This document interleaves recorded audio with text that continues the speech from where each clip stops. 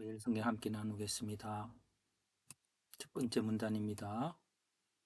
하나님께서 그의 영이 영원히 사람과 함께 하지 않을 것이라고 했습니다. 왜냐하면 그들이 육신이 되기 때문에 영의 사람이 아니라 육신적인 아름다움으로만 사는 것이고, 특별히 하나님의 아들들이 사람의 딸들을 통해 네피림이라는 용사를 낳았는데, 이것은 하나님의 뜻을 떠난 사람들이 강함을 유지하면서 세상이 하나님 없는 세상이 되어 간다는 것을 의미할 수도 있을 것입니다. 두 번째, 하나님께서 하나님이 창조한 사람과 생물을 죽일 거라고 했습니다. 왜냐하면 사람의 악이 세상에 가득하고 마음으로 생각하는 모든 계획이 항상 악함을 보셨기 때문이고, 그래서 하나님은 그들을 지었음을 한탄하셨습니다. 그러나 노아는 하나님께 은혜를 입었는데 하나님과 동행하는 자였고 의인이었습니다. 노아는 세 아들을 낳았습니다. 하나님께서 모든 혈육 있는 자를 땅과 함께 멸할 거라고 했습니다. 그들의 악이 가득했기 때문이죠. 하나님께서 노아에게 방주를 만들게 하셨고요. 또 하나님께서 노아에게 생명을 보존하게 하셨습니다. 노아와 언약을 세우시고 생물을 보존하게 하셨습니다.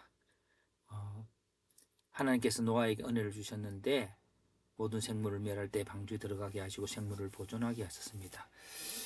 노아에게 주셨던 은혜는 다시 우리 하나님의 주이신 물질 세계 속에서 다시 그 물질을 통해서 하나님의 뜻이 이루어지도록, 물질을 통해서 타락하는 것이 아니라 그 물질이 온전히 창조 명령처럼 생육하고 번성할 수 있도록 만물을 다스리는 자가 되어서 그렇게 하도록 하시고자 하는 것이라고 봅니다.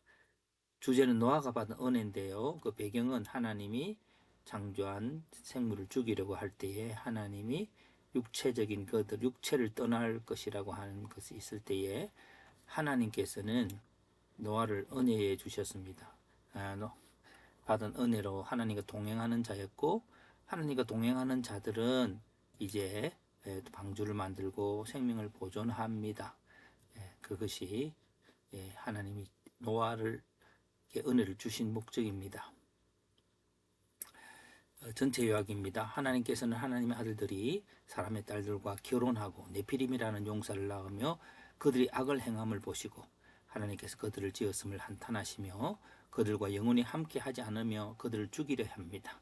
그런 노아는 하나님 은혜를 입었는데 의인이며 당대의 완전한 자였고 하나님과 동행하는 자였습니다. 하나님께서는 노아와 언약을 맺으셨는데 방주를 만들게 하고 노아와 가족들과 생물들이 보존되도록 하셨습니다.